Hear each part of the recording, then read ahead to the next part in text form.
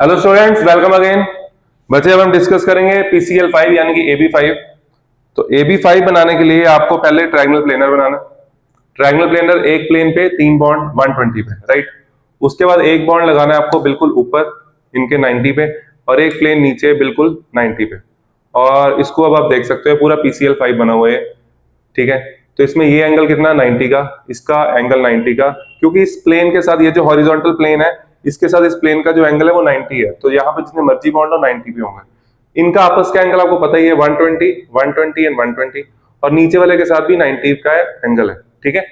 तो इसके बाद क्वेश्चन आता है इसमें, by axial bond length are longer than equatorial bond length. Axial bond है ये थोड़ा सा, इसकी बॉन्ड लेंथ थोड़ी ज्यादा होती है, राइट। 219 पिकोमीटर, ये होता है 204 पिकोमीटर, ठीक है। तो यहाँ पे मेरे पास दो बड़ी बॉन्ड लेंथ है, लेकिन अगर मैं इसको स्टेबल नहीं हो पाएगा, ये चेक करते हैं। एक यहां लगा, एक यहां, देखो। तो ये वाली बॉन्ड लेंथ आपको दिख रहा होगा, एक्सियल बॉन्ड लेंथ जो है वो बड़ी है। ये क्यों हुई, ऐसा क्यों हुआ? मतलब कि ये वाला जो इलेक्ट्रॉन पेयर है ये शिफ्ट हो गया ऊपर की तरफ।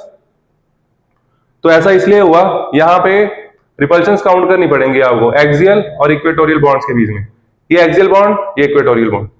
90 का कितने एंगल, एक। 90 का कितने एंगल, दो। 90 का कितने एंगल, तीन।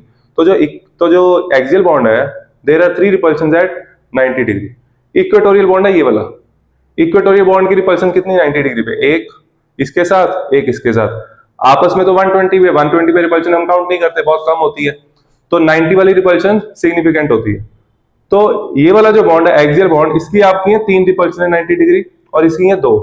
तो जब इसकी 3 रिपल्शन होंगी तो ये जो इलेक्ट्रॉन पेयर यहाँ पे है, ये अपने आप को थोड़ा सा ऑर्बिटल जो ऊपर की तरफ शिफ्ट हो जाएंगे, मतलब कि थोड़ी सी ओवरलैपिंग कम हो जाएगी, जिसके कारण इसकी बॉन्ड लेंथ बढ़ जाएगी और ये बॉन्ड भी वीक हो जाएगा। और इसका एक और क्वेश्चन आता है, what happens when PCl5 is heated. तो तब क्या होगा आप सोचो, अगर ये बॉन्ड वीक है और PCl5 को मैं हीट कर रहा हूं तो क्या होगा, उससे ये बॉन्ड टूटेगा, उससे ये बॉन्ड टूटेगा, यानी कि Cl2 बाहर निकल जाएगा, और हमारे पास बचेगा क्या, PCl3। तो PCl5 gives PCl3 plus Cl2।